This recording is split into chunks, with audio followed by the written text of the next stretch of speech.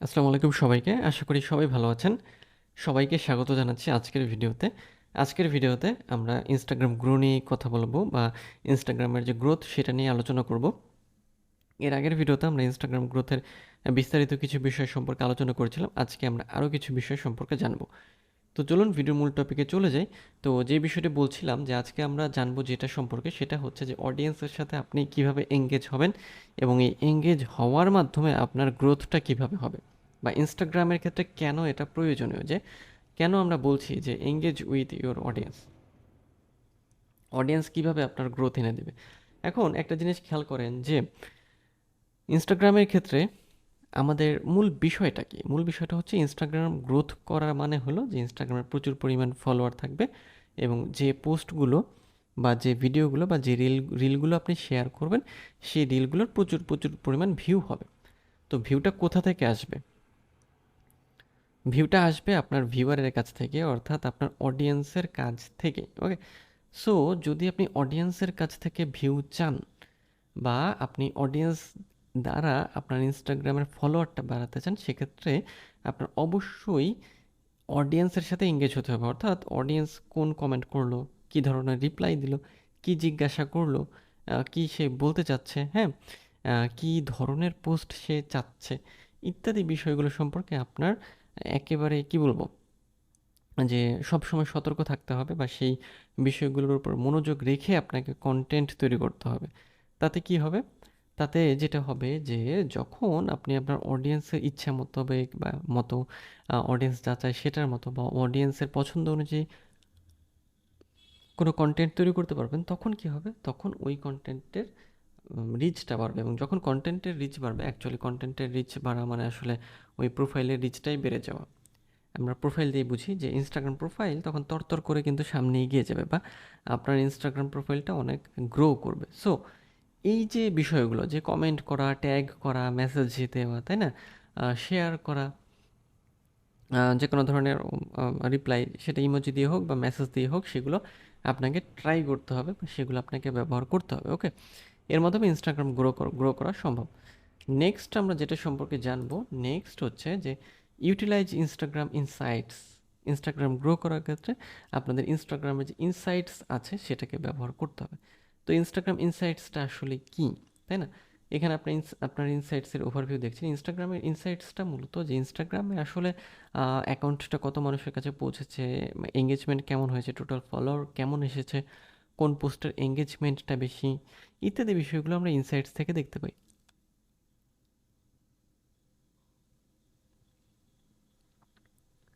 অর্থাৎ আরও সহজভাবে বললে ওই অ্যাকাউন্ট সম্পর্কিত যাবতীয় যে আপনার তথ্যগুলো, সেই তথ্যগুলো আমরা ইনসাইটসের মাধ্যমে পেয়ে থাকি। ওকে, সো এই ইনসাইটসটাকে আমাদের ব্যবহার করতে হবে। কেন ব্যবহার করতে হবে?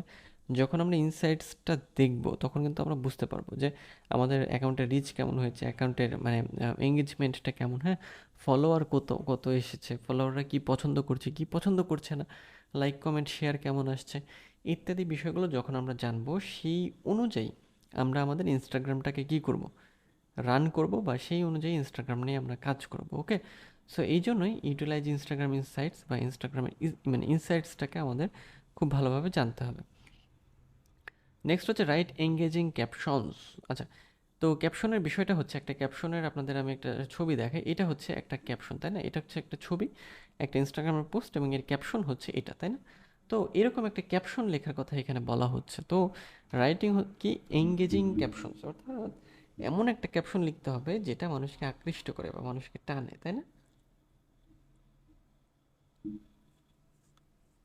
সো এই জন্য আমাদের যেটা করতে হবে, এঙ্গেজিং ক্যাপশনস লেখার ক্ষেত্রে কিছু বিষয় আমরা মেনে চলতে পারি এবং এঙ্গেজিং বলতে বোঝানো হচ্ছে যে মানুষ যাতে এটা পড়ে আগ্রহী হয়। যেমন ক্যাপশন লেখার ক্ষেত্রে আমরা তিনটে বিষয় মাথায় রাখতে পারি, সেটা হচ্ছে দ্য হুক, দ্য প্লট এবং the call to action button. তো এই যে আমরা যে উদাহরণটা দেখলাম, এখানে কিন্তু কি আছে, এটা হচ্ছে দ্য হুক, এটা হচ্ছে কল টু অ্যাকশন এবং এটা হচ্ছে প্লট। ওকে, সো এইভাবে কিভাবে সাজানো হয়েছে দেখেন। দ্য হুকে কি থাকবে, বা হুক হচ্ছে মেইন আর কি ইন্ট্রোডাকশন বা ভূমিকা বলতে পারি আমরা। তো হুকে যেটা থাকবে যে গেট সামওয়ান, মানে এমন কিছু লেখা যার মাধ্যমে get someone to click on our post or expand our caption to read more. অর্থাৎ হুক বলতে বোঝায় ওই যে আপনার বড়শিতে কী বলে ছিপ দিয়ে, মানে বড়শির মাধ্যমে মাছ ধরা, মানে ছিপ ফেলে যে মাছ ধরা হয় সেটার কথা, যে ওখানে কিন্তু হুক থাকে, হুকের সাথে খাবার দেওয়া হয় এবং দেন মাছ ধরার জন্য সেটাকে কাজে লাগানো হয়। তো হুকের ক্ষেত্রে বলা হচ্ছে যে হুকে আমরা এমন কোনো কথা লিখব, মানে অ্যাকচুয়ালি শুরুতে আর কি, যাতে মানে পিপল বা অডিয়েন্স আসলে ওইটা পড়তে আগ্রহী হয় বা ক্লিক করে ক্যাপশনের বাকিটা দেখার জন্য। নেক্সট হচ্ছে প্লট, দ্য প্লটটা tell a clear story that conveys convey the intention of the post. অর্থাৎ এই উদাহরণটা যদি আমরা দেখি, খেয়াল করেন যে এখানে প্লটটা দেওয়া আছে খুব সুন্দরভাবে এবং এটা হচ্ছে একটা হুক, নিচে একটা call to action. Okay, so এভাবেই আপনাদের একটা পোস্ট কিন্তু তৈরি করতে হবে। নেক্সট হচ্ছে কল টু অ্যাকশন, অর্থাৎ do you want to engagement from this post, মানে do you want to buy অথবা বাই নাও, এরকম যে কথাগুলো কল টু অ্যাকশন, যে মানে যেটা আমরা জানি সেটার কথা বলা হচ্ছে। এবং এখানে দেখেন যে এখানে আছে যে what are your Sunday plans. Okay, so এটাও কিন্তু একটা কল টু অ্যাকশন।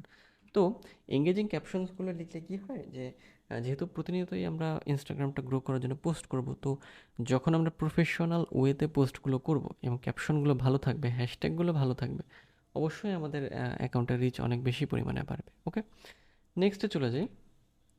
নেক্সট হচ্ছে আমাদের ইউজ হ্যাশট্যাগস। হ্যাশট্যাগসটা খুব গুরুত্বপূর্ণ ইনস্টাগ্রামের ক্ষেত্রে।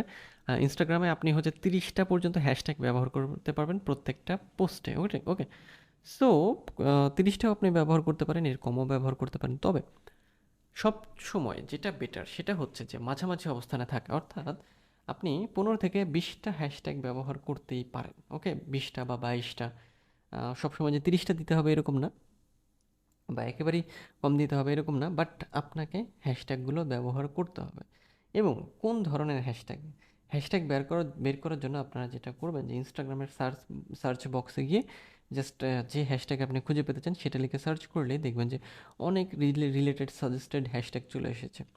সেই হ্যাশট্যাগুলো আপনার নিতে হবে। এছাড়াও কিছু ফ্রি এবং পেইড টুল আছে যারা কি করে যে হ্যাশট্যাগ, মানে ইনস্টাগ্রামের হ্যাশট্যাগ রিসার্চের জন্য সেগুলোকে ব্যবহার করা হয়। আপনারা চাইলে সেগুলো ব্যবহার করতে পারেন। ওকে, সো এই হচ্ছে হ্যাশট্যাগের বিষয়টা। তাহলে হ্যাশট্যাগটা কেন আরেকটু বলি। হ্যাশট্যাগটা হচ্ছে যখন আমাদের কোনো পোস্টে হ্যাশট্যাগ থাকে, তখন ইনস্টাগ্রামের অ্যালগোরিদমটা এমনভাবে সাজানো যে হ্যাশট্যাগের কারণে ওই পোস্টের রিচ অনেক বেশি পরিমাণে বাড়ে। পোস্টের রিচ বাড়া মানে অ্যাকাউন্টের রিচটাও কিন্তু বাড়া। ওকে, সো অবশ্যই অবশ্যই ইনস্টাগ্রাম গ্রো করার ক্ষেত্রে হ্যাশট্যাগ ব্যবহার করতেই হবে। নেক্সট হচ্ছে ইনস্টাগ্রাম অ্যাডস বা রান ইনস্টাগ্রাম অ্যাডস। ওকে, সো যদি আপনি আপনার ইনস্টাগ্রামকে গ্রো করাতে চান বা ইনস্টাগ্রামের গ্রোথ চান, আপনি ইনস্টাগ্রামের অ্যাডস রান করাতে পারেন। ওকে, সো ইনস্টাগ্রাম অ্যাডস রান করালে আসলে কি হবে, এটা হচ্ছে লিগ্যাল ওয়েতে আপনার যে অ্যাকাউন্টটা সেটা প্রমোট হবে। অনেকে হচ্ছে ফেকভাবে প্রমোট করে, যেটা আসলে সঠিক না, এবং সঠিক না হওয়ার কারণে অনেক সময় আপনার অ্যাকাউন্টে প্রবলেম হতে পারে। সো চেষ্টা করবেন যে অর্গানিকভাবে আপনি মার্কেটিং করার বা সেটাকে হচ্ছে রিচ বাড়ানোর, এবং যদি পেইড যেতেই চান সেক্ষেত্রে আপনি ইনস্টাগ্রাম অ্যাডসটাকে ব্যবহার করতে পারেন। ওকে, সেক্ষেত্রে আপনি ভালো পরিমাণে একটা ফলাফল পাবেন। তো ইনস্টাগ্রাম অ্যাডসের মধ্যে আবার আমরা হচ্ছে কোন কোন ধরনের অ্যাডসগুলো দেখে থাকি, মানে কী ধরনের অ্যাডস আপনি তৈরি করতে পারবেন। যেমন আপনি ইমেজ অ্যাডস তৈরি করতে পারেন, যেটা হচ্ছে শুধু ইমেজ দিয়ে তৈরি করা হয়। ক্যারোজেল অ্যাডস অর্থাৎ অনেক মাল্টিপল ভিডিও বা মাল্টিপল ইমেজ দিয়ে ভিডিও তৈরি, মানে অ্যাড তৈরি করা। ভিডিও অ্যাড শুধুমাত্র একটা ভিডিও দিয়ে আপনি অ্যাড তৈরি করতে পারেন। স্টোরি দিয়ে অ্যাড তৈরি করতে পারেন, যেটা হচ্ছে আপনার স্টোরি অ্যাডস বলা হচ্ছে। রিলস দিয়েও অ্যাড হতে পারে, রিলস অ্যাডস এবং শপিং অ্যাডস এবং এক্সপ্লোর অ্যাডস। ওকে, সো এই কাজগুলো আপনি করতে পারেন। ওকে, সো অর্গানিক্যালি এটা আপনার ভিউ বাড়াবে। নেক্সটে চলে যাই। নেক্সট হচ্ছে ওয়ার্ক উইথ ইনফ্লুয়েন্সার্স। একটা ইনস্টাগ্রামকে গ্রো করার জন্য আমরা এখন যেটা জানবো সেটা হচ্ছে ইনফ্লুয়েন্সারদের সাথে কাজ করার বিষয়টি। এখন প্রশ্ন আসে, ইনফ্লুয়েন্সারদের সাথে কাজ করলে কিভাবে আমরা আমাদের চ্যানেল, মানে ইনস্টাগ্রাম, কী বলবো, ইনস্টাগ্রাম প্রোফাইলকে গ্রো করাতে পারবো, তাই না?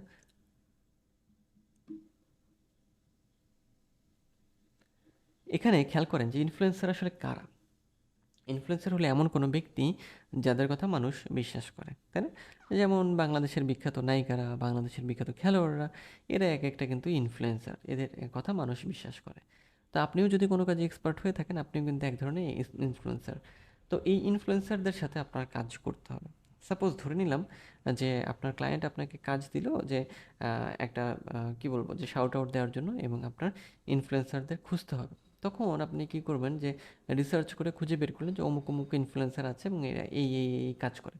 তখন আপনি ওই কাজগুলো করবেন এবং দেন তার মাধ্যমে আপনি ইনকাম জেনারেট করতে পারবেন। ওকে, সো এই জন্যই ইনফ্লুয়েন্সারের কথা বলা হচ্ছে, অথবা আপনি যদি নিজেই গ্রো করতে চান সেক্ষেত্রে আপনি যোগাযোগ করবেন আপনার ইনফ্লুয়েন্সারদের সাথে। ওকে, সো এটা আসলে ভ্যারি করবে।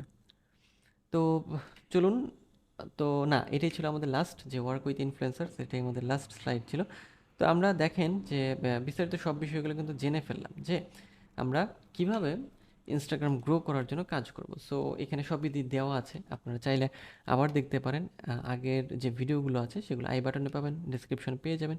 সেখানে এই যাবতীয় যতগুলো বিষয়, মানে আগে যেগুলো আমি এই ভিডিওতে বলিনি, সব বিষয় সম্পর্কে আপনি কিন্তু সেখান থেকে জানতে পারবেন। ওকে, সো এই ছিল আমাদের ইনস্টাগ্রামের যে গ্রোথ স্ট্র্যাটেজি, মূল যে পয়েন্টগুলো সেগুলোই আমরা এতক্ষণ ধরে আলোচনা করলাম। ওকে, তো আজকের ভিডিওটি এই পর্যন্তই, দেখা হবে পরের ভিডিওতে অন্য কোনো টপিকে। সেই পর্যন্ত সবাই ভালো থাকবেন আর একই সাথে অবশ্যই সুস্থ থাকবেন।